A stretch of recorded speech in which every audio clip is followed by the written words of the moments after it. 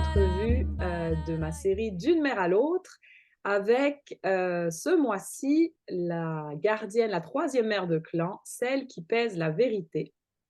Et pour représenter cette troisième mère de clan, j'ai choisi d'inviter aujourd'hui Catherine de Vogel, qui est psychologue thérapeute en Belgique. Alors bonjour Catherine, Bonjour Anne, merci pour très heureuse de te l'invitation. retrouver. Moi aussi. Alors avant de te donner la parole, Catherine, j'aimerais relire les enseignements et le poème de la troisième mère de clan, puisque ma première question pour toi, ça va être de me dire en quoi tu te reconnais en elle. OK? Ok. Alors j'y vais.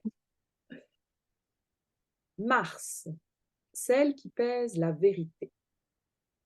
La gardienne de l'égalité et garante de la justice. La juge intègre de la loi divine et celle qui réduit à néant le mensonge. La mère de la vérité et protectrice du démuni, la mère de la détermination de soi et de la responsabilité. Elle nous enseigne à trouver la capacité à faire face et à être déterminée, à nourrir le positif, pas le négatif, en ayant recours à la loi divine, à mettre en œuvre l'égalité avec justice, en étant responsable de nos actes et paroles, à avoir recours à notre intégrité personnelle, à notre éthique et à nos valeurs pour trouver des solutions qui guérissent.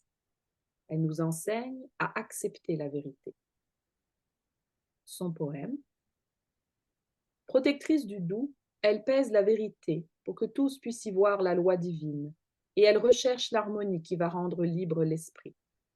Là, au milieu du chaos des épreuves terrestres, elle se tient droite, prête à rendre justice, et la compassion s'écoule de ses mains. C'est elle qui répond lorsque l'erreur montre le visage destructeur de la haine et de l'avidité humaine, qui divise les hommes en croyances et en races. Gardienne des lois du grand mystère dont nous cherchons à suivre les voies, puissions-nous accepter l'unicité des vérités que nous t'entendons prononcer. Alors voilà. Donc ma belle Catherine, en quoi est-ce que tu te reconnais dans cette mère de Alors, clan? j'ai noté plusieurs choses en t'écoutant. Mhm, Euh, Déjà, celle qui réduit à néant le mensonge, en mhm, fait. Donc, moi, au cours de ma carrière, j'ai eu l'occasion de travailler au niveau, enfin, j'ai fait beaucoup d'expertise, mhm, donc des expertises pénales, et donc je devais me prononcer sur la crédibilité de la parole de l'enfant ou de l'adolescent, parce que c'était des enfants et adolescents victimes de violences qu'on entendait avec les policiers, mhm, et je devais me prononcer et donner un avis au parquet pour dire, voilà, l'enfant est crédible, ce qu'il a vécu. Donc, quand tu parles de haine, ben, ce sont des victimes, des enfants victimes de haine et de violences intrafamiliales principalement. mhm, Et donc, ça, c'est la première chose que j'ai notée. Alors, la deuxième chose, accepter la vérité. En mhm. justice, on parle de vérité judiciaire qui n'est pas la même que la vérité avec un grand V. Et Ah, donc, intéressant. voilà, et moi, ça m'interpelle énormément. Et donc, essayer de se rapprocher le plus possible de la vérité avec un grand V, c'était une de mes missions en tant que psychologue expert judiciaire. Et rendre justice aussi, donc rendre justice aux mamans qui avaient été privées de leur enfant, qui ont été privées de leur enfant. C'était aussi une de mes missions. Et donc la compassion, c'est un mot que tu as Mhm, prononcé aussi. Donc voilà, donc il faut beaucoup de compassion pour pouvoir faire ce métier. mhm. Et là, au bout de 20 ans de travail, j'en arrive à une fatigue de compassion, ce qu'on appelle une fatigue de compassion. Donc c'est vraiment, c'est très prenant de faire ce travail. C'est très prenant énergétiquement. Émotionnellement aussi, mais ça va, j'arrive à gérer les émotions, mais énergétiquement, c'est très prenant. C'est un rôle important qu'on m'a donné. Mhm, Et donc, voilà, tu as parlé du visage de la haine, et donc c'est combattre contre enfin, se battre contre ce visage. mhm, mhm. Et voilà, tout ça, ça m'a interpellée. Wow, bah Ben, écoute, ça me correspond. c'est exactement, en fait, c'est pour ça que je t'ai choisi. cette troisième mère de clan, quand j'ai lancé le projet, j'avais personne en tête. Il y en a Non? d'autres, j'avais déjà en tête. Et je trouvais ça difficile. J'étais comme, mais quelle femme dans mon entourage, quelle mère m'a enseigné ça, tu vois? Et puis après, quand tu m'as raconté un peu plus ton projet, donc Ouais. ceux qui ne pour la petite histoire, Catherine et moi, on faisait partie d'un même groupe d'entrepreneurs, Ouais. en fait, dans la francophonie. Donc moi au Québec, toi en Belgique, il y en avait d'autres en France. Et donc, quand tu m'as décrit un jour, ah oui, c'est qu'un jour, on s'est fait une entrevue, juste nous Ouais. deux, sur Zoom, Ouais. parce qu'on sentait que nos projets se rejoignaient autour de la maternité. Et donc là, quand tu m'as raconté tout ce que tu avais fait comme experte judiciaire, et puis je Ouais. voyais la compassion qui se dégageait de toutes ces femmes que tu accompagnais, qui sont vraiment dans des situations difficiles, lourdes à porter. Ouais. Je me suis dit, ben voilà, c'est elle. Donc, je suis ravie Ouais, voilà, ça me que tu te correspond. reconnaisses là-dedans. Ouais, ouais, ouais. J'aime beaucoup ce que tu as dit sur la vérité, parce que moi, j'ai relu hier soir le conte qui accompagne la troisième mère de clan.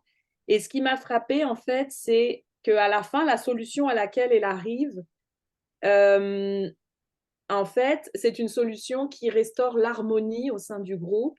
Il n'y a pas de punition.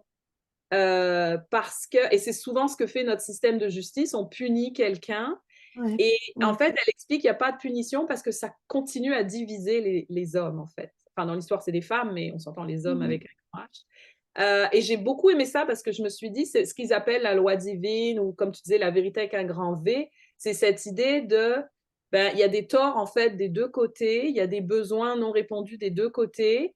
Et c'est cette vérité qu'il faut trouver pour trouver une solution qui convient à tous et pas en pénaliser un parce que finalement, ça ne règle pas le problème, ça continue la haine, ça continue.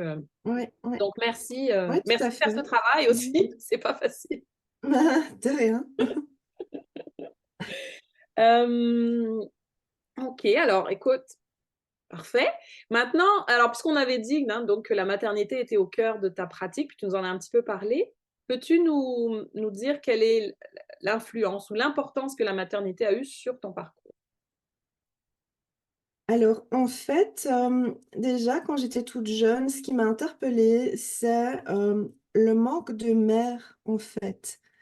C'est-à-dire le manque ou l'absence de mère que certains enfants Mhm, vivent et dont ils souffrent.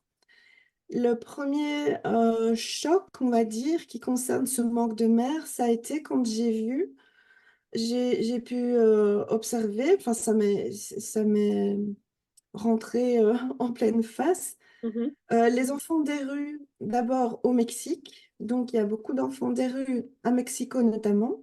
Tu as vécu Ça au m'a fort Mexique? interpellée. J'étais toute jeune, hein, j'avais 20 ans.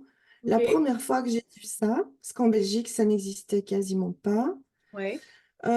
Et donc, les enfants des rues, je les ai retrouvés après, vers mes 30 ans, une bonne dizaine d'années après. J'ai travaillé au niveau, j'ai fait plusieurs missions humanitaires avec Médecins sans frontières. Et ma première mission humanitaire, c'était une année à Moscou avec les enfants des rues. Donc, c'était vraiment quelque chose que je voulais faire, c'était vraiment comprendre pourquoi et comment ces enfants-là se sont retrouvés dans la rue seuls, sans Mhm. leur mère, sans leur père, par la force des choses. Et j'étais assez étonnée quand je me suis retrouvée au contact de ces enfants-là. Bon, beaucoup étaient adolescents, le plus jeune avait 10 ans. C'était plutôt des adolescents des rues et beaucoup, quand ils me rencontraient, me demandaient si je voulais devenir leur mère. Wow. Ouais, c'était très, très interpellant en fait. C'était même parfois choc. Enfin, ça me faisait vraiment chaque fois un électrochoc. Mhm, Et je me disais, waouh! Et à ce moment-là, j'étais pas encore mère, moi. mhm, Donc, je me sentais aussi. C'est pour ça que quand tu parles de mère de clan, mhm. c'est la mère de beaucoup de monde en fait. Ouais. Je me suis sentie déjà mère sans, enfin, sans avoir d'enfants. Je sais pas si tu Mhm, vois ce que je veux dire, mais ces enfants-là, je me dis, waouh, bah, ils mériteraient bien d'avoir une mère parce que c'est des enfants qui n'ont pas demandé à se retrouver dans ces conditions. mhm, Et moi, j'ai pas d'enfants et je veux être mère. mhm, Donc, et j'ai même commencé à réfléchir à être famille d'accueil ou voire adopter. Et voilà. Donc, je me dis, beaucoup d'enfants se retrouvent sans mère et certaines mères se retrouvent sans enfants. mhm. Donc, si je Et comprends on- bien, ouais. la maternité, c'était un désir, comment dire, qui remonte à loin dans ton, Oui. ouais, dans ton parcours. Ok. Oui, j'ai toujours voulu être mère, mais j'ai eu du mal à l'être, à le Ah oui? devenir. Ok. Oui, oui. Donc, une difficulté à laquelle j'étais confrontée, c'est l'infertilité, en Mm, fait. mhm. Et ça, c'est une souffrance que j'ai retrouvée aussi chez certaines de mes patientes plus tard. C'est une souffrance assez difficile à vivre et c'est aussi un tabou, puisqu'on parle aussi de maman sans tabou. Exact. Ouais, ouais. C'est aussi un tabou de notre société, l'infertilité chez les femmes. Mhm, mhm, Parce que j'ai aussi fait une année d'anthropologie, hein, et donc j'ai fait une recherche ethnologique aussi au Mexique. Je m'intéresse beaucoup à l'anthropologie et l'ethnologie. Et dans beaucoup de cultures, l'infertilité est mal considérée et peut créer un rejet. Donc mhm. la femme infertile est rejetée de son clan parfois, Est-ce de que son tu dirais que c'est village. le cas encore en Ouais. Occident de ton Elle n'est pas expérience? bonne à être mariée. En Occident, non, c'est beaucoup moins tabou, mais dans certaines cultures, moi j'ai été confrontée à ça aussi, à Mhm, cette souffrance-là chez les femmes, chez qui ben, n'étaient pas considérées comme des femmes, quasiment. Elles n'étaient pas dignes de se marier non plus. Ou étant mariée, ben, le mari avait le droit de divorcer, de se séparer de sa femme, qui ne lui donnait pas d'enfant. mhm, Donc, oui, ça j'ai rencontré aussi parce que j'ai travaillé avec beaucoup de femmes d'origine étrangère, mhm, des femmes d'origine africaine, latino-américaine, d'origine maghrébine, voilà, beaucoup d'origines différentes. mhm, Et donc, c'est une souffrance chez beaucoup de femmes quand elles ne sont pas mères. Et c'est une souffrance que j'ai connue jusqu'à mhm. mes 39 ans. J'ai été maman à 39 ans. Ok. Ok. Et on m'avait prédit que je ne le serais pas, que j'étais infertile. Mhm. Donc, ma fille, c'est mon petit miracle. Ah ben, c'est un bel exemple de détermination. Oui, j'ai eu qu'un seul enfant, mais voilà, Enfant miracle. c'était un enfant miracle. Oui, parce qu'on m'avait dit que je ne pourrais pas. J'ai une maladie qui s'appelle l'endométriose. Mm, mhm, Et voilà, et c'est une cause d'infertilité. Donc, beaucoup de femmes vivent un parcours PMA, etc., mhm. pour Ouais. pouvoir devenir mère. Et ça, moi, j'en ai accompagné plusieurs aussi. Et qui sont dans une grande souffrance quand ça ne fonctionne pas, évidemment. Et quels conseils, quels outils tu donnes à ces femmes-là, puis qu'on pourrait peut-être donner, parce que je sais que dans les mamans qui me suivent, il y en a plusieurs qui sont en PMA, justement, Oui, et qui effectivement trouvent ça difficile. Qu'est-ce que tu peux... moi, j'ai un super livre qui, moi, m'a sauvée parce que Ouais. finalement, j'ai dû faire le deuil de la maternité. Je pensais ne jamais être mère. Et Mhm. donc, j'ai découvert ce livre qui s'appelle Épanouie avec ou sans enfant de OK. Isabelle Tillmans. Ça s'écrit OK. Tilmant. Et donc, c'est une Belge Mhm. et qui expose vraiment les différents cas, les différentes possibilités. Donc, quand on est mère et qu'on n'a pas souhaité l'être, Ouais. quand on n'est pas mère mais qu'on souhaite l'être, euh, Mm. voilà, c'est super intéressant. Quand Wow. OK. on l'est, mais grâce à l'adoption, Ouais. elle a étudié ces différents cas-là et alors elle dit celles qui n'arrivent pas à être mères, elles peuvent finalement accoucher d'un projet. Mhm. Et, C'est ce que tu dis et au c'est ce que j'ai départ, en fait. fait. Ouais. Voilà, je me suis lancée, je me suis mise en projet et je me dis Ouais. ça va être mon bébé, c'est mon projet de carrière en Mhm. fait. Mhm. Et j'ai pas vraiment fait le deuil, mais j'ai commencé à accepter de peut-être ne jamais être mère. Mhm. Et c'est à ce moment-là que je suis tombée enceinte. Chez nous, on dit tomber enceinte. Ouais. Ouais. Chez vous, on dit tomber en amour. Oui, on dit tomber enceinte aussi ou devenir On dit enceinte. aussi tomber enceinte, Ouais. voilà. Donc, je Mais il suis y a tombée deux, enceinte au moment où je m'y attendais pas. ouais. Il y a Oui, deux donc, choses intéressantes que tu as soulevées ici. Puis je veux juste dire aussi, pour ceux qui nous écoutent, qu'on mettra le lien, enfin les références exactes du livre dont tu oui, parles, parce que moi aussi ça m'intéresse, je le mettrai dans la description de l'épisode. Il y a deux choses intéressantes. Il y a le fait que la maternité, puis ça rejoint cette question d'infertilité, c'est pas juste avoir un enfant sens physique concret. Effectivement, mhm, la maternité, c'est beaucoup plus large que ça, puis on en a déjà parlé dans d'autres entrevues. C'est effectivement accoucher d'un projet, c'est s'occuper des autres. oui, Il y a un exemple qu'on Oui. m'avait donné une fois et je me suis dit, c'est vrai, Mère Teresa, qu'on considère comme la Ah mère, n'a oui, jamais oui, enfanté. Et c'est pourtant, vrai. mère dans l'âme, dans le cœur, dans les Ouais. actions. Donc, Ah oui, ça, c'est vrai. Je suis vraiment d'accord avec toi. Puis d'ailleurs, oui. Céline Fournier, que j'ai interviewée en tout premier, elle crée des bracelets pour suivre les cycles. Puis aussi un bracelet quand on est Ah, enceinte. Mais elle dit, c'est pas seulement quand vous êtes enceinte, c'est vous voulez accoucher d'un projet.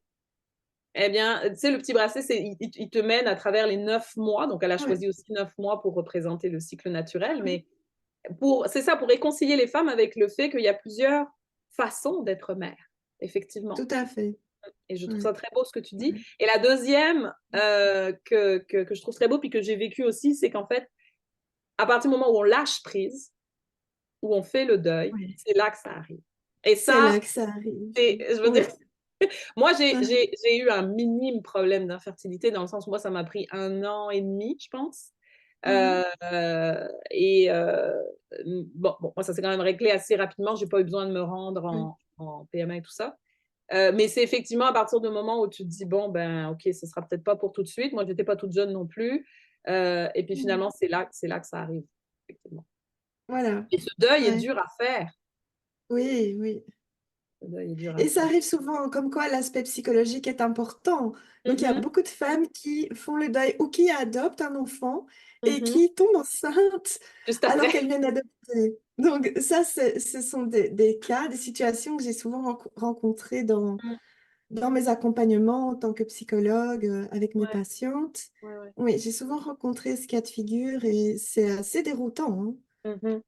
Ouais, ouais, hein. ouais. Ouais, Ouais, puis cette idée aussi que, comme tu as dit, on est condamné parce qu'on a telle situation médicale, telle condition ouais. médicale. Oh non, vous n'aurez pas d'enfant.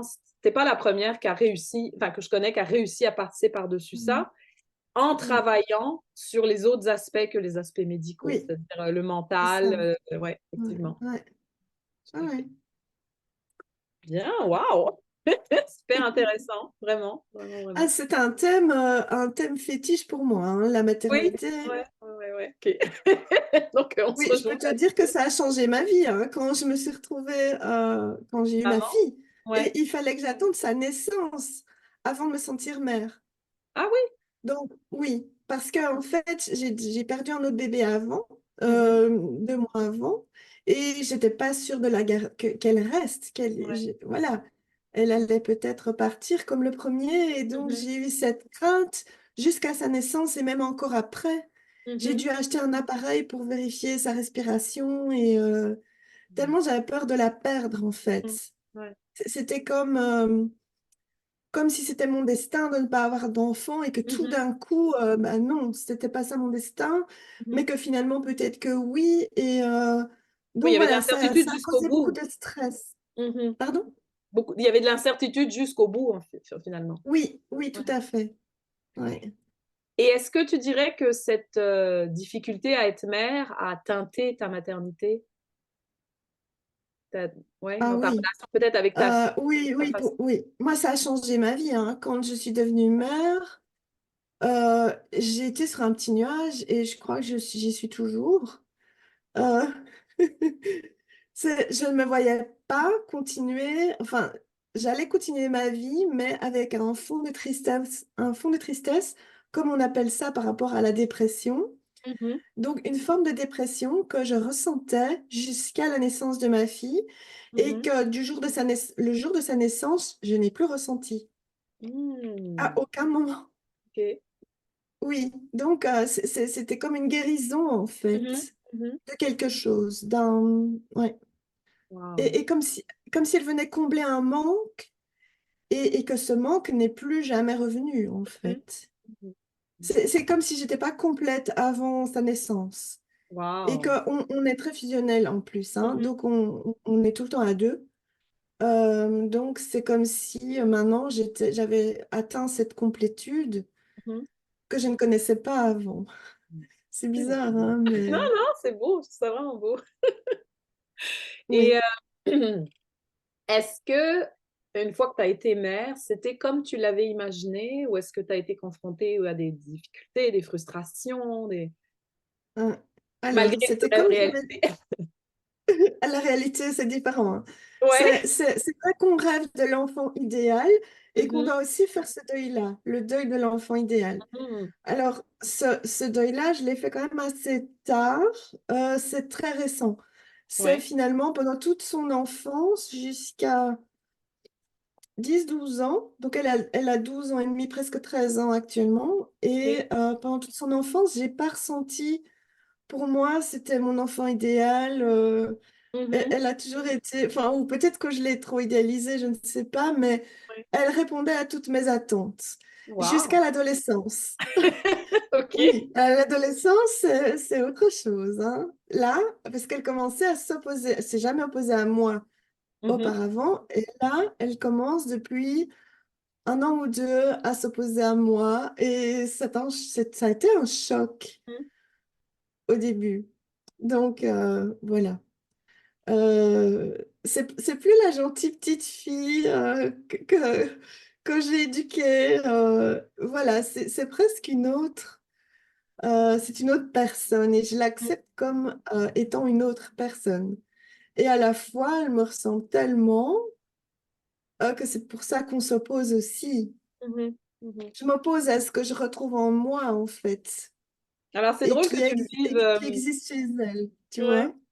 C'est drôle que tu le vives à l'adolescence parce que moi, je le vis Oui, avec mon aînée depuis qu'elle est petite, en fait.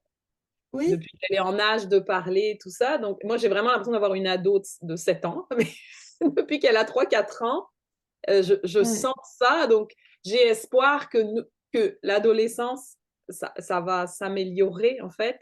Euh, oui, je trouve ça intéressant parce que c'est vrai que à cause de mon expérience, moi je parle beaucoup de la petite enfance et puis bon, beaucoup de spécialistes mhm, disent que c'est très exigeant, mais je sais que dans mon groupe il y a des mères d'adolescents et il y en a qui comme toi trouvent que c'est là que ça devient difficile, que oui, effectivement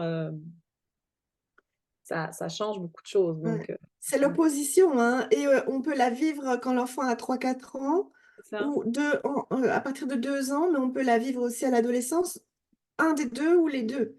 Bon, Et donc, j'espère que moi, j'aurai pas les deux. je n'ai pas connu ça. J'ai pas connu ça avant. Oui, Ouais, j'espère pour toi que ce n'est que maintenant que tu ouais, connais ça et que plus tard, ben, ce sera différent. Mais voilà. Et en même temps, j'ai compris et appris que c'est nécessaire pour elle, en fait. C'est nécessaire de se distancier de moi. Et ça, c'est vraiment la période de la distanciation, c'est mhm, l'adolescence. mhm. Oui, Et ça fait partie de déjà à leur 2 développement. 3 ans. Ouais. Oui, c'est ça, c'est le développement Oui. naturel, c'est Oui, sain. l'enfant a besoin de se construire et de se C'est ça. distinguer de ses parents et de sa mère principalement, de son objet d'attachement. Mm, Et elle forge sa personnalité en même temps et qui est quand même différente de la mienne, heureusement. Mais moi, je me retrouve très fort en elle à son âge. mhm. Donc moi, j'étais comme ça aussi, un Ouais. peu rebelle. Oui. Donc je Moi, c'est pas l'accepte le parce que cas. Moi, c'est ça. voilà. J'étais toujours la petite fille sage. Et je pense qu'il y a une partie de moi, en fait, qui lui en veut d'oser sa rébellion. Moi, je l'ai jamais osé, si tu veux. Il y a une espèce de jalousie de, Ah oui. tu vois, mais je la laisse faire Oui, parce que justement, moi, j'ai souffert de ne pas l'avoir fait. Et en même temps, oui. c'est très difficile. C'est pour ça que c'est naturel pour eux et c'est sain, mais pour nous, les mamans, c'est pas toujours évident à vivre. Non. Ah non, pas du Et tout. ça nous On bouscule. peut même avoir une forme de rejet maternel Mhm. quand on vit ça, parce que c'est très dur à vivre, hein.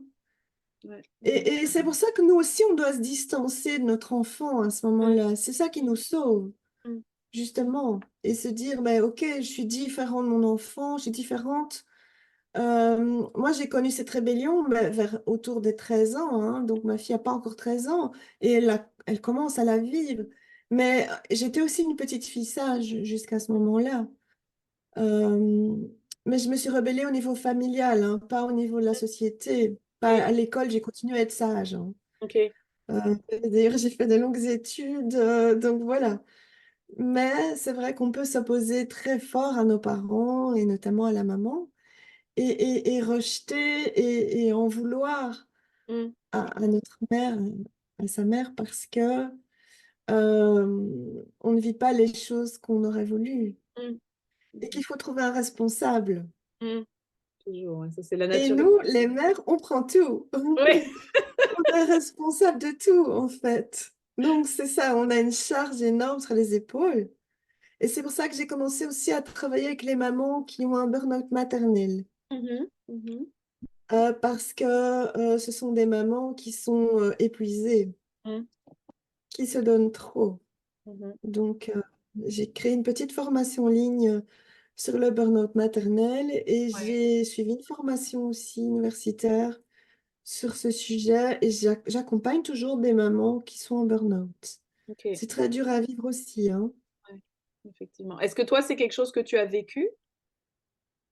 Alors, très récemment, je me sentais quand même au bord, Mhm, sur le fil ouais. de ce burn-out maternel. Une remise en question. J'ai eu une grosse remise en question, en fait. Et c'est là que je me suis dit, non, il faut que je prenne distance. Mhm, Il faut pas que je prenne trop à cœur le comportement de ma fille envers moi et ce qu'elle me dit aussi. Elle me mhm, disait des choses dures. Et moi, j'ai fait la même chose à son âge. Et c'était nécessaire d'exprimer tout ça, en mhm, fait. Et donc, je me suis dit, il faut que je la laisse s'exprimer. Et je dis toujours aux mamans que j'accompagne, je dis, vous êtes le réceptacle des émotions de votre enfant. Et sans vous, ben, il ne peut pas exprimer ces émotions-là et il risque de développer des difficultés, des maladies, principalement maladies mentales, anxiété, dépression. Donc, ce sont des expressions nécessaires. Et nous, c'est quelque chose qu'on doit apprendre à accepter en tant que maman. mais c'est C'est difficile dur. quand nous-mêmes, on n'a pas appris à gérer Ouais, nos propres émotions parce que quand on était enfant, elles n'étaient pas accueillies. C'est c'est ça que je ça. trouve très Mais difficile. c'est d'autant plus important d'accueillir celle de notre enfant. Mm, Si nous, on n'a pas été accueillis dans nos émotions, donc on se dit, voilà, on va pas faire. Ma mère, avant de mourir, elle m'a dit, ne refais pas les mêmes erreurs que j'ai faites avec toi, ne refais pas les mêmes erreurs avec ta fille. Et je comprenais pas ce qu'elle voulait dire. Mais je commence tout doucement à comprendre, parce qu'elle était tout le temps en burn-out, elle était tout le temps épuisée, elle n'en pouvait plus, et elle était en colère aussi. mhm. Donc, c'est Mais je trouve ça compliqué, parce beau. que, Je trouve ça beau ce qu'elle t'a légué parce que c'est oui, admettre qu'elle a fait de son mieux, mais qu'elle a fait des erreurs et oui, elle te souhaite de faire mieux. oui, Je trouve j'en ai que beaucoup faire preuve d'une souffert parce qu'elle a humilité. été absente pour moi. Voilà, Mm, elle a été très présente pour mes frères et beaucoup moins pour moi parce que j'étais l'aînée, j'étais capable de me débrouiller. Elle me disait toujours débrouille-toi, mhm, comme pour dire j'ai pas le temps et j'ai pas l'énergie de m'occuper de toi. mhm, Donc occupe-toi de toi. mm, Et c'était compliqué je me souviens à mes 7 8 ans, elle me disait déjà ça. Donc ouais, et en même temps, j'ai été parentifiée. Donc j'ai dû un peu m'occuper d'elle aussi. J'étais la mère de ma mère, en mhm, fait. mhm. Donc, ça a été compliqué aussi à ce niveau-là. En fait, je me suis toujours sentie mère de quelqu'un. Depuis le tout début. Donc, oui, depuis toujours, en fait. C'est comme si c'était comme si j'étais faite pour ça.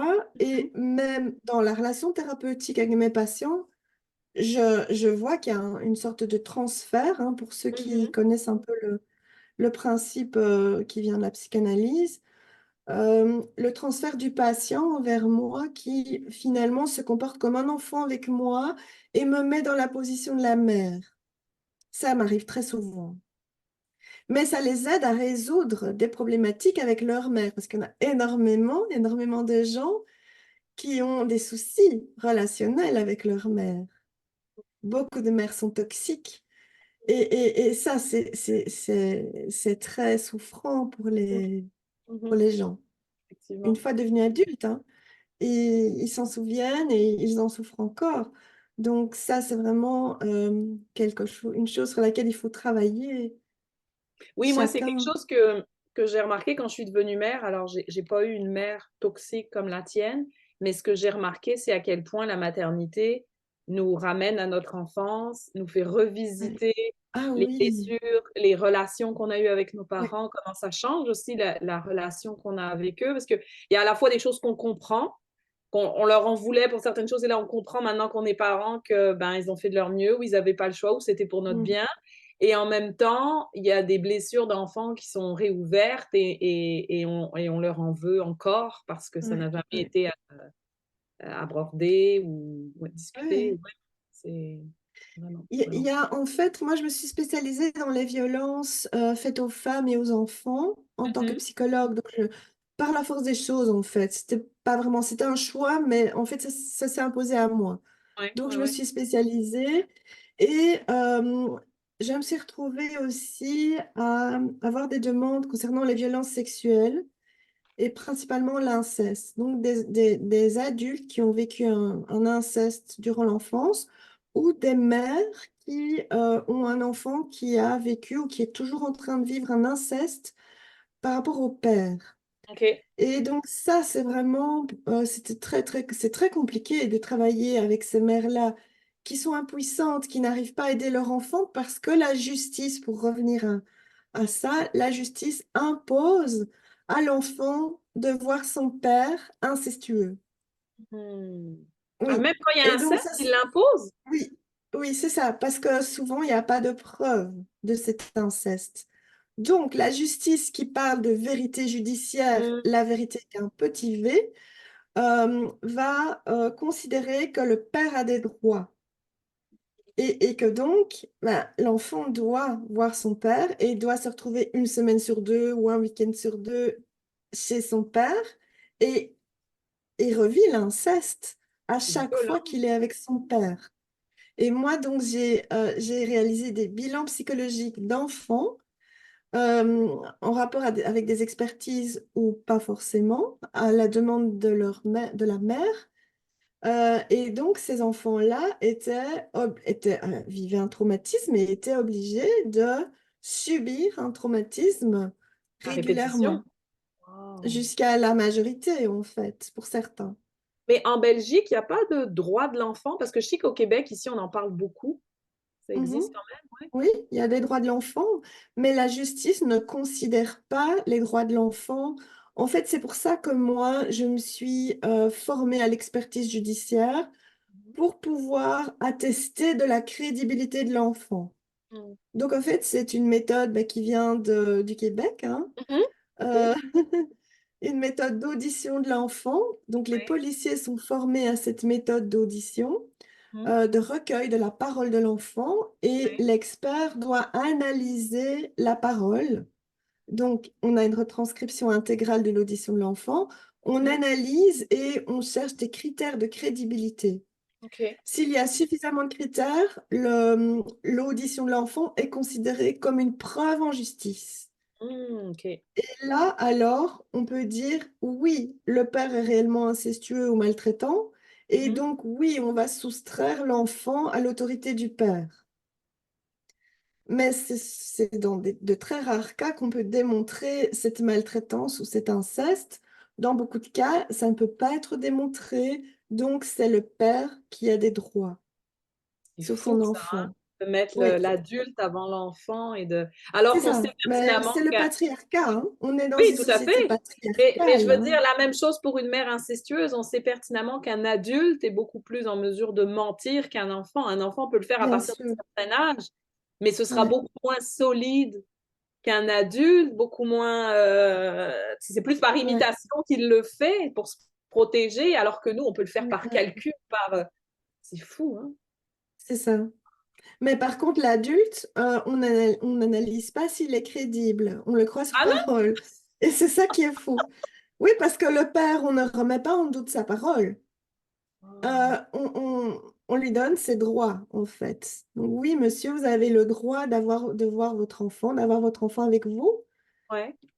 peu importe ce qu'il raconte. Et quand c'est pas démontré, quand la parole de l'enfant n'est pas démontrée, la vérité judiciaire, quand elle n'est pas démontrée, c'est le père qui a des droits. Enfin, c'est le parent incestueux, quand c'est la mère, ça arrive aussi. Ben, les parents continuent à faire valoir leurs droits. C'est ça que Et j'allais te l'enfant n'est pas demander protégé. dans ton expérience, est-ce que au niveau de la justice, il y a le même traitement envers les pères et envers les mères? Parce que moi, je sais que j'ai une cousine qui est dans une Hmm, séparation très difficile avec le père de hmm. ses enfants et la justice donne toujours raison au père. Donc, je me demandais si Oui, toi, tu ouais, observes ça aussi, c'est le cas. Oui, oui, c'est le oui. cas? contrairement à ce qu'ils disent, hein, oui, moi en tout cas, dans les personnes, les parents qui sont venus vers moi pour que je les aide à faire valoir leurs droits parentaux, Mhm. euh, j'ai très rarement eu des pères. J'en ai eu 1 sur 100, enfin c'était pas 1 sur 10, hein, c'était vraiment très très rare. Et Et là, c'était principalement des mères. c'est principalement des mères. Et là, Oui, justement, je sais que tu as lancé un petit groupe de mamans qui ont ces ouais, difficultés-là. Est-ce que tu veux nous en c'est parler ça. un petit peu? Ouais. Oui. Donc en fait, moi j'ai un projet, donc j'ai développé un blog qui s'appelle Ombrelle, elle passe de l'ombre à la lumière. Mhm. Et donc là j'écris quelques articles sur les violences conjugales et intrafamiliales. Et suite à ce que j'ai expliqué, donc mes constatations qui font que ben, l'enfant n'arrive pas à faire valoir ses droits étant un enfant, donc il doit finalement obéir à ce que les adultes lui demandent de faire. Et les mères perdent aussi leurs droits au profit des droits des pères. Et donc, c'est la justice en fait qui ne fait pas suffisamment bien son travail. Et donc moi j'ai constaté, parce que j'ai été expert au pénal mais aussi au civil, pour donner un avis sur l'hébergement de l'enfant. Et donc je devais aussi réaliser tout un travail, voir les enfants, voir les parents, voir l'enfant en présence de chaque parent et Mhm. rédiger un rapport. Ce sont des longs rapports qu'on rédige. Et donc, j'ai pris conscience de dysfonctionnements au niveau de la justice et aussi au niveau de l'aide à la jeunesse. Donc, l'aide à la jeunesse, c'est le côté protectionnel. Donc, Mhm. on a le pénal, c'est quand on poursuit un auteur de violence, on est en procédure pénale. Quand on réclame ses droits au niveau parental, on est en procédure civile. Et quand il y a un doute sur le fait que l'enfant soit suffisamment bien protégé, qu'il soit victime ou non de maltraitance, on fait appel au protectionnel. Donc, c'est le système de l'aide à la jeunesse en Belgique. C'est l'ASE en France et c'est la DPJ, c'est ça, au DPJ, ouais, Québec? Direction de la Voilà, protection de la jeunesse au Québec, oui. Mhm. c'est ça. Donc, la protection de l'enfant. Alors, dans le doute, beaucoup d'intervenants qui travaillent dans l'aide à la jeunesse chez nous euh, menace de placer l'enfant. Donc, on voit toute une série d'enfants qui sont placés et par manque de place, ils sont parfois placés en hôpital où ils sont observés, en fait. Donc, Mhm. pourquoi? Parce qu'on ne croit pas la mère qui veut dénoncer les violences du père quand il y a maltraitance de la part du père. Donc, la mère n'est pas crue, donc on va lui enlever son enfant. Et donc, évidemment, ça, c'est un de mes thèmes dont j'ai parlé tout à l'heure, un de mes thèmes qui me touche le plus. Et donc, moi, j'ai essayé d'aider ces mamans à réunir des preuves pour démontrer qu'elles sont de bonnes mères. Donc, il m'est arrivé de réaliser des bilans psychologiques avec testing, batterie de tests, qu'on appelle ça en psychologie, et pour démontrer qu'elles sont de bonnes mères. Et je fais la même chose avec l'enfant. C'est pas toujours de la même famille parce que je ne peux travailler que sur un à la fois. Donc, quand je travaille sur le bilan de l'enfant, je vais commencer à démontrer que l'enfant est bien victime. Donc, je démontre qu'il y a un traumatisme, je démontre qu'il y a des troubles anxieux ou une dépression. Et donc, je dis, ben voilà, il se passe quelque chose dans la vie de cet enfant, donc il doit être protégé. Mais ce qui est difficile, c'est de faire le lien avec ce qu'il vit avec son parent maltraitant. Donc voilà, ça a fait partie de mon travail. Et dans de rares cas, ça a abouti. Donc la maman a pu récupérer son enfant. Oui, j'ai eu quand même plusieurs victoires, je dirais, Mhm. où on a réussi à démontrer ce fait, en fait, cette Mhm. vérité qui est aussi une vérité judiciaire. Et là, concrètement, ton petit groupe, comment ça fonctionne? Tu disais que tu as Donc, un oui, groupe pour de revenir à femmes. mon petit groupe, Oui. oui, je me suis éloignée un petit Non, peu, mais hein. c'est Donc, mon correct, petit c'est groupe, très ce sont... intéressant, Catherine. Ok, mais j'ai expliqué ça parce que c'est un groupe de mamans Mhm. qui ont été victimes de violences institutionnelles. C'est ce que moi j'appelle les violences institutionnelles, qui sont liées à des dysfonctionnements de la justice et de l'aide à la jeunesse. Ok. Donc, on réfléchit ensemble et justement, on travaille sur les émotions, on travaille aussi à un renforcement de la confiance en soi, Mhm. parce que l'estime de soi, la confiance en soi est complètement bafouée, parce que ces mères se disent, mais si la justice ne me laisse pas mon enfant, c'est que je suis une mauvaise mère. Ça, c'est un concept qui me pue au nez, ce truc de bonne Oui, mère. Les pères se posent pas la oui. question. Mais nous, on Non, a non, cette espèce de, oh, faut que je sois une bonne mère. Mais tu sais, c'est faut quoi être une une bonne bonne mère? mère. C'est- Voilà. Et ce qui est difficile, c'est que la justice te dit, si vous n'arrivez pas à démontrer que vous êtes une bonne mère, et parfois ce sont des choses très terre à terre, hein. Donc il faut avoir un emploi, il faut avoir un logement, il faut avoir suffisamment de chambres pour les enfants. C'est ça que la justice demande, hein, en premier sa lieu. Et définition de la bonne mère. il faut être équilibré mentalement. Donc, il ne faut pas avoir fait un séjour en psychiatrie, il ne faut pas avoir une dépression du postpartum, parce que j'ai plusieurs mamans de mon groupe qui ont vécu ça Ah, et ça, c'est qui ont eu leur excellent. enfant placé suite à une dépression liée à la naissance. Donc, et l'enfant est toujours placé, hein. Donc, c'est ça, c'est qu'on les a punis, en fait, pour être des mauvaises mères alors qu'elles ont vécu une dépression. Elles Mais il y a sont encore punies beaucoup pour ça. d'incompréhension là-dessus. Là, c'est comme Oui, tabou, on oui, trouve ça encore, alors que oui. si tu regardes les chiffres, c'est quand même assez fréquent. Puis quelque part, c'est la société qui crée ça, en fait. On nous Oui, laisse ah, mais mère, carrément. sans ressources, on n'a plus le village autour, et puis il faut retourner travailler, et puis il faut. Puis alors, je ne sais pas en Ouais. Europe, mais ici, en plus, il y a une espèce de pression sociale. Il faut être une bonne épouse, il faut faire carrière, Ah il faut oui, avoir une maison bien tenue, et en même ah, temps bien s'occuper des enfants. ouais. Ça commence à faire beaucoup, non? Oui, c'est ça, hein. Mais Ouais. donc, il faut démontrer ça alors que c'est pas ma définition à moi de la bonne mère. Mm.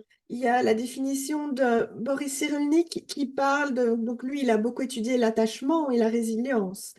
Et donc, quand il parle d'attachement, il parle de mère suffisamment bonne. Oui, c'est Je un pense que concept qu'on entend beaucoup ici, ouais. C'est Good enough Cyrulnik, je mother, pense, hein, ouais. qui a parlé de ça. Donc, mère suffisamment bonne. Et c'est tout ce qu'il faut, en fait. Effectivement. Ouais. Et puis bonne C'est pour ça, hein. qui? Je veux dire, il me semble que le meilleur juge de Oui, ça, c'est quand bonne même pour l'enfant. l'enfant. Mais c'est ça. Et alors, en justice, hein, ce qui est incroyable, c'est que moi, on m'a demandé de travailler dans l'intérêt de l'enfant. Et c'est ce que j'ai fait. J'ai dit, bah, dans l'intérêt de l'enfant, il ne faut pas le séparer de sa mère.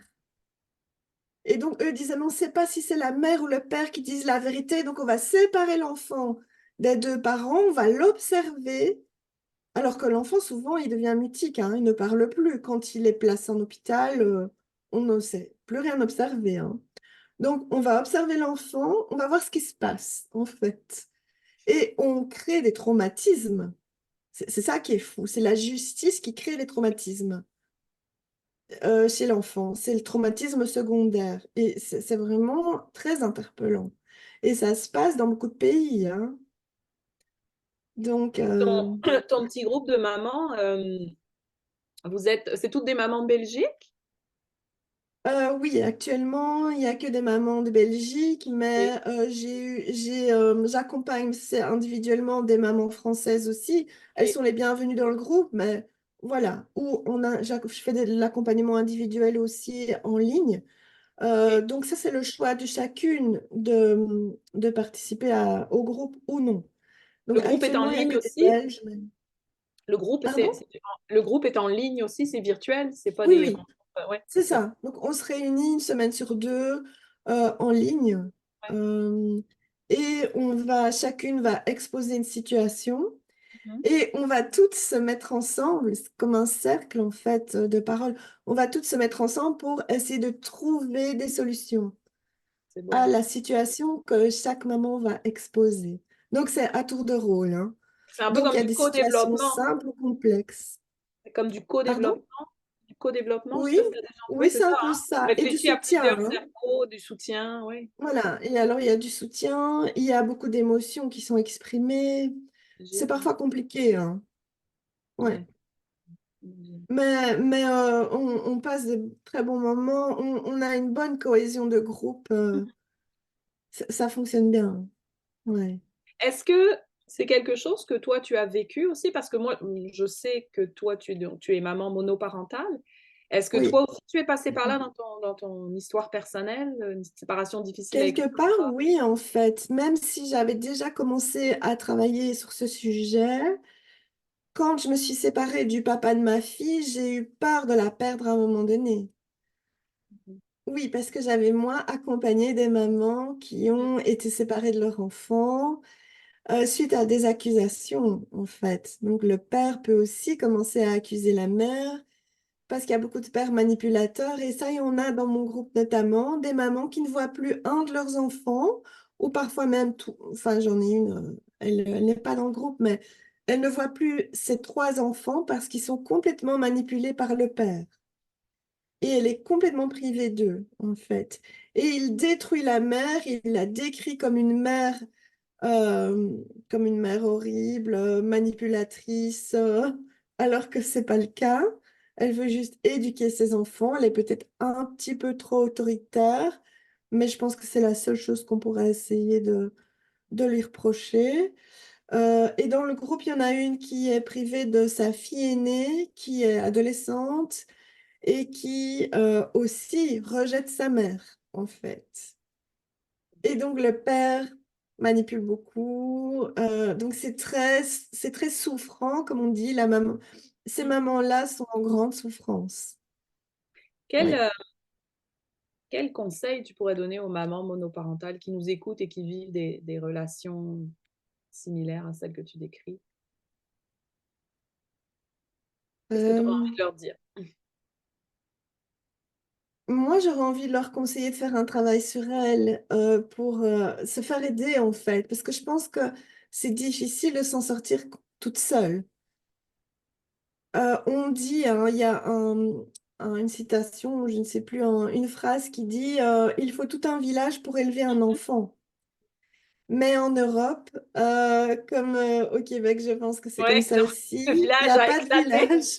Enfin, si, moi j'habite dans un village, mais ils vont pas m'aider à éduquer mon Non, enfant. Même effectivement. l'école, hein, ne va pas Ouais, non, non, m'aider. effectivement. Donc, c'est faire appel à un moment donné, faire appel à... Moi, je pense qu'un thérapeute, une thérapeute, c'est une personne neutre, en fait, Mm. Mhm. qui va pouvoir accompagner la maman. Parce que c'est vraiment difficile de se retrouver seule, hein. Effectivement. Donc, moi, j'ai eu donc un père absent, le père de ma fille est complètement absent, mais ma famille aussi est complètement absente. J'éduque toute seule mon enfant. Donc, mes amies, elles sont occupées, elles ont leur vie, elles ont leurs enfants, elles ont leur boulot. Elles vont pas venir m'aider à me dire, tiens, je prends ta fille un week-end ou Est-ce que non, dans ça se ton, fait pas. est-ce que dans ton groupe, il y a des mamans monoparentales par choix? Oui, aussi. Oui, alors oui, il y en a une et qui est admirable, je trouve, parce qu'elle a une résilience incroyable. Elle a fait un parcours de PMA, mais seule. OK. Donc, elle a eu son petit garçon et malheureusement, il s'est retrouvé placé en famille d'accueil parce qu'elle a fait une dépression du postpartum. Bon, elle parle de burn-out, hein, mais le burn-out, ça englobe beaucoup de choses. Moi, je pense que c'est plus une dépression. Mhm. Et donc, on lui a enlevé son enfant. C'est ça, c'est très dur. Oui, et jusqu'à l'heure actuelle. Donc, c'est très, très compliqué, son parcours. Mais elle a une sorte de foi, elle a une sorte de confiance qui fait que elle accepte la situation. Ça a été dur, hein. Au début, je l'ai accompagnée. Je pense que ça fait plus ou moins 2 ans que je l'ai accompagnée individuellement et maintenant elle fait partie du groupe et elle encourage les autres mamans Mhm. qui vivent des choses parfois moins difficiles qu'elle. Enfin, moi, chaque fois, je l'admire, quoi. Je lui dis qu'elle est admirable. Elle est Ah, hyper c'est beau cette courageuse. entraide, hein. On a besoin de ça, nous, Oui, les mamans, ouais. vraiment. Plutôt que de se comparer, Oui. de s'opposer, Ah oui, on a mais en besoin. fait, c'est ça que je disais, ne vous comparez pas, parce qu'au début, quand j'ai proposé l'inscription, j'ai fait une réunion avec des mamans intéressées et beaucoup m'ont dit, mais moi j'ai peur quand j'entends les femmes, les mamans qui ont leur enfant placé, Mhm. mon enfant, mes enfants ne sont pas placés, j'ai peur que ça m'arrive, donc je ne vais pas faire partie du groupe. Oh, Donc, il y wow. a eu, oui, on m'a dit, plusieurs m'ont dit ça. Donc, il y a eu une peur de la contagion, en Mhm. fait. Mais finalement, c'est l'inverse qui se passe. Ce sont les mamans qui ont leur enfant placé qui sont les plus courageuses, enfin, qui arrivent à affronter tout ça. Enfin, il y en a une qui est fort dans l'émotion, hein. Donc, c'est un petit peu difficile de canaliser ses émotions. Mais il y a l'autre maman, je lui dis, bah voilà, prends exemple sur cette maman-là, regarde comment elle vit. Ouais. Elle vit ça. Elle me dit, je sais qu'un jour, je vais retrouver mon enfant. Et j'attends ce jour-là. Et j'attends avec patience. J'accepte. On est quand même très C'est, résilientes, nous, voilà. les femmes, hein. C'est fou, hein. Oui, c'est incroyable. Incroyable. À tout ce qu'on Pas endure toutes, hein, depuis des pas siècles. toutes, mais beaucoup. Et là, tu vois, je réalisais ça pendant qu'on se parlait. Donc, on est au mois de mars, puis le 8, c'est la journée internationale des droits de la femme. Et je me dis, Oui, vraiment bien avec le thème dont on parle aujourd'hui, on a encore tellement de travail à faire. oui. Et je pense que Pour ça passe la par la justice, hein. solidarité, par l'entraide, Oui.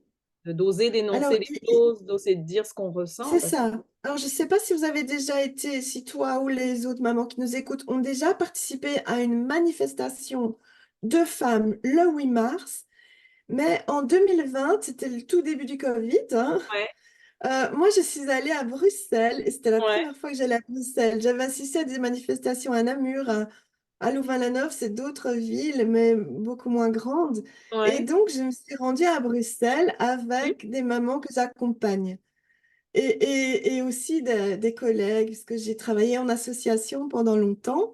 Et donc, j'étais encore dans cette association-là. Donc, on a été avec tout un groupe. mhm, Et c'est incroyable, l'ambiance. Il faut le vivre au moins une fois dans sa vie.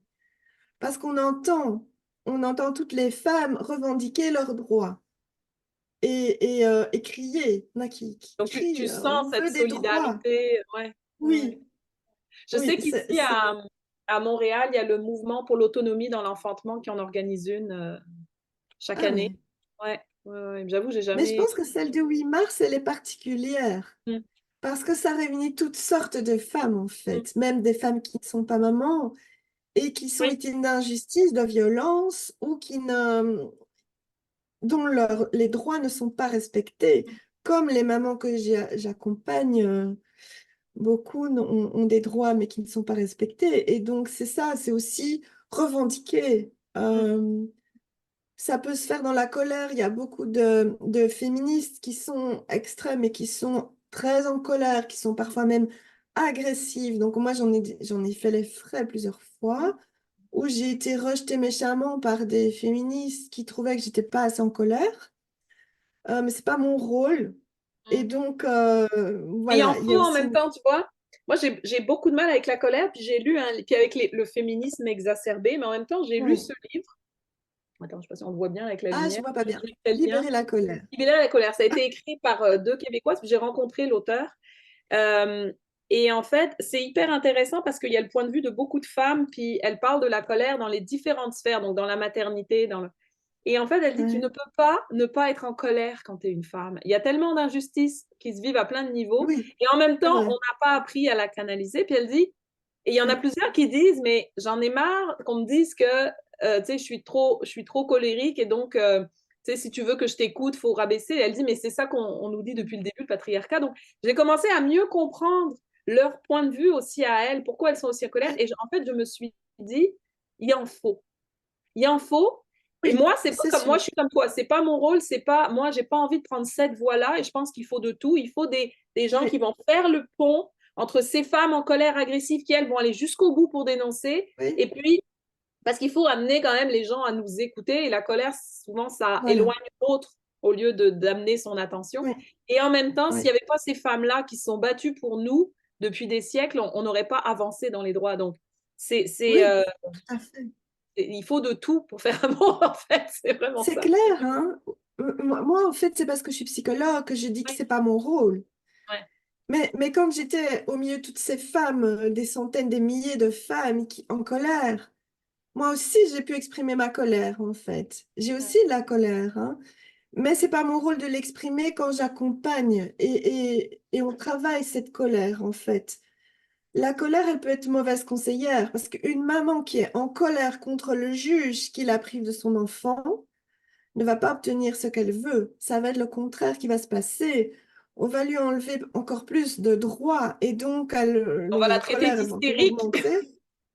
C'est ça, on va les traiter d'hystériques, tout à fait. Ah oui. Et donc, il y a pas longtemps, il y a une maman au téléphone que j'ai accompagnée pendant plusieurs années et qui était tout le temps dans la colère, qui m'a recontacté récemment et qui m'a dit, tu sais, je ne t'écoutais pas quand tu me disais, euh, gère ta colère quand tu es face au juge, quand tu es face aux intervenants de l'aide à la jeunesse.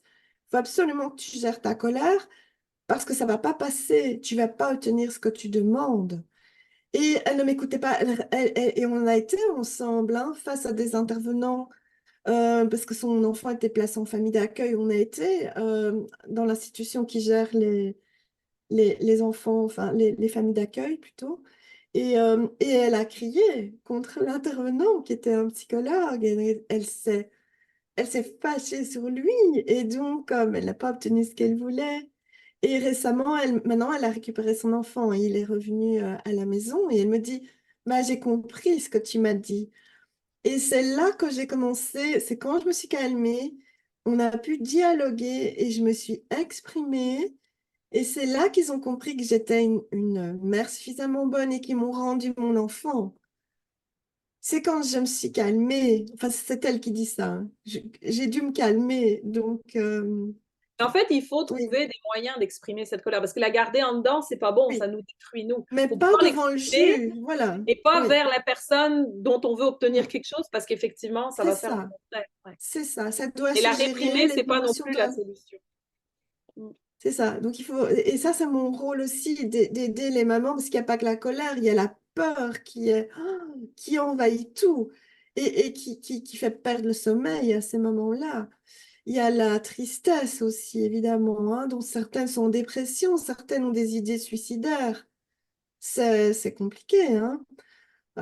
Donc tout ça, ça se travaille euh, parce qu'elles doivent démontrer qu'elles gèrent leurs émotions.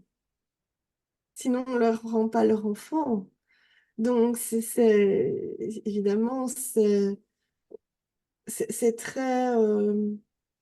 très compliqué, même pour moi, hein, au niveau émotionnel, de voir qu'une maman est privée de son enfant. Ah, moi, ça me remue chaque fois, hein, chaque fois que j'en parle et de savoir que l'enfant est maltraité par le père ou par la famille paternelle ou même maternelle parfois, et que c'est quelque chose qui est connu, mais qui n'est pas reconnu. C'est difficile aussi hein, de voir un petit bout dont on sait qu'il est victime d'inceste, il ou elle, des petites filles parfois de 4 5 ans. Et ouais, c'est difficile hein, parce que j'en recevais avant ici dans mon bureau. Mais là, maintenant, je me suis concentrée sur les mamans en fait, plutôt que sur les enfants parce qu'en aidant la maman et en s'aidant soi-même, et on aide les enfants, on aide nos enfants. Tout à fait. Commencer par soi, en fait. C'est ce qui me motive aussi. Mais oui, je suis d'accord avec toi. Ouais. Ça commence C'est par là. la métaphore du masque à oxygène dans Mhm. l'avion, hein. Donc, il faut d'abord mettre le masque sur soi avant de le mettre sur son enfant. C'est d'ailleurs moi, c'est l'enseignement principal que j'ai retenu du chef autochtone que je suis depuis 2, 3 ans, Dominique Rankin. C'est Ouais. donne-toi Ah, tout à toi en premier. Et oui, en fait, j'en parle parce que donc ces entrevues sont basées sur l'ouvrage de Jamie Sands, qui est aussi autochtone, bon, pas de la même nation, mais c'est cette idée que effectivement, si on veut vivre dans un monde en paix, en harmonie, ça commence par soi. Il faut d'abord travailler sur soi, voilà. sur ses Tout à fait. blessures, sur se donner tout à soi en premier avant de pouvoir aider les autres, en fait, effectivement. Mm. Ouais, ouais. Et c'est compliqué, ça peut prendre toute une vie, hein. Parce qu'on n'a pas appris à le faire jeune, c'est ça. Non. Écoute, C'est, Catherine, c'est- on c'est- approche de... oui. Oui, vas-y, Oui. termine ta phrase. Non, j'allais dire, on ne l'apprend pas à l'école, en Non, fait. non, et même nos parents ne nous l'enseignent pas forcément. Là, il y a Non. très peu de parents qui sont des modèles de... Ouais, effectivement. C'est ça, on approche de la fin, donc je ne sais pas s'il y a une Oui. dernière chose que tu voudrais nous dire, quelque chose dont on n'a peut-être pas parlé, dont tu voulais parler. Moi, Mhm. je pense qu'on a fait le tour, mais Oui, je ouais, pense enfin, 2-3 aussi. minutes si tu veux Euh, ajouter. Mais en fait, c'était le dernier mot, finalement. Oui. C'est venu comme ça, c'est venu tout seul. J'aimerais bien transmettre ce message aux mamans, ce dont on vient de parler, donc Mhm. de penser à vous avant de penser à votre enfant. Ça paraît égoïste parce qu'il y en a qui comprennent pas, qui me disent, mais non, mais si je fais ça, alors je suis égoïste. J'ai dit non, il faut apprendre à prendre soin de soi. Parce qu'en plus, vous serez un modèle pour votre enfant qui va lui aussi apprendre à prendre soin de lui. Quand vous n'êtes pas disponible, il doit pouvoir se gérer Au- lui-même aussi. Dans le bouddhisme, on appelle ça l'égoïsme salvateur. Parce que Voilà. Ah, c'est magnifique, je vais ta part noter de ça, c'est ça. un égoïsme, mais ça Oui, sauve. Donc, c'est c'est positif. vrai. C'est vraiment ça. Et donc, Écoute, le dernier mot, c'est faites-vous accompagner pour y parvenir. mm. Ouais. Écoute, merci Catherine. Avec C'était plaisir, waouh là, merci à toi. c'était vraiment super intéressant. Je vais mettre tous les liens dont on a parlé, le lien aussi vers ton Mhm. groupe, si les gens veulent te retrouver, etc., dans le descriptif de l'épisode. Et ben voilà, merci à tous pour votre écoute. Et puis, on se donne rendez-vous donc prochaine nouvelle lune. Donc, je pense que c'est le 10 avril, si ma mémoire est bonne, pour la 4e mère de clan, celle qui voit loin. Bye bye tout le monde! Wimbala